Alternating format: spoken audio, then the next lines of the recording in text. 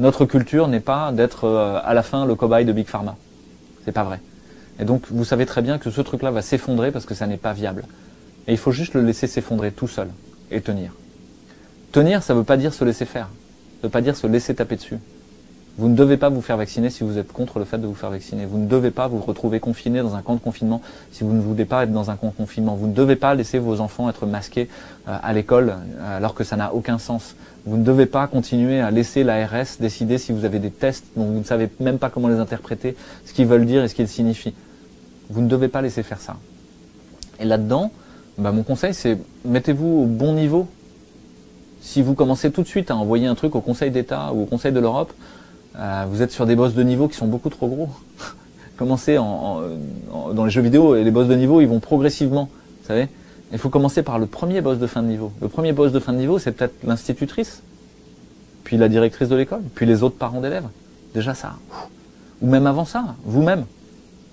Vous-même, ou votre compagne, ou votre conjoint, ou votre grand-mère qui a peur. Juste rester en lien. Et là-dedans, pas essayer de convaincre l'autre, mais au contraire, être dans une empathie maximale. L'autre, il défend la narration gouvernementale, sans même savoir pourquoi, sans même savoir qu'elle est fausse parfois. Et il ne veut pas voir qu'elle est fausse. Et il va s'aveugler, parce qu'au fond, il cherche à rester en lien. Et ça, c'est juste. Et donc, il faut plutôt aller appuyer sur ce qui est juste chez l'autre, l'écouter, puis dire, voilà, toi, tu penses ça, et puis moi, voilà, j'ai vraiment l'impression de faire du mal à mon enfant quand je l'envoie à l'école avec un masque. Parler au jeu, plutôt que de dire à l'autre ce qu'il doit penser, parler en souveraineté. En communication non violente, on dit parler au jeu. Parce que ça ne crée pas de violence en fait. Ça, au contraire, ça crée les conditions d'une écoute.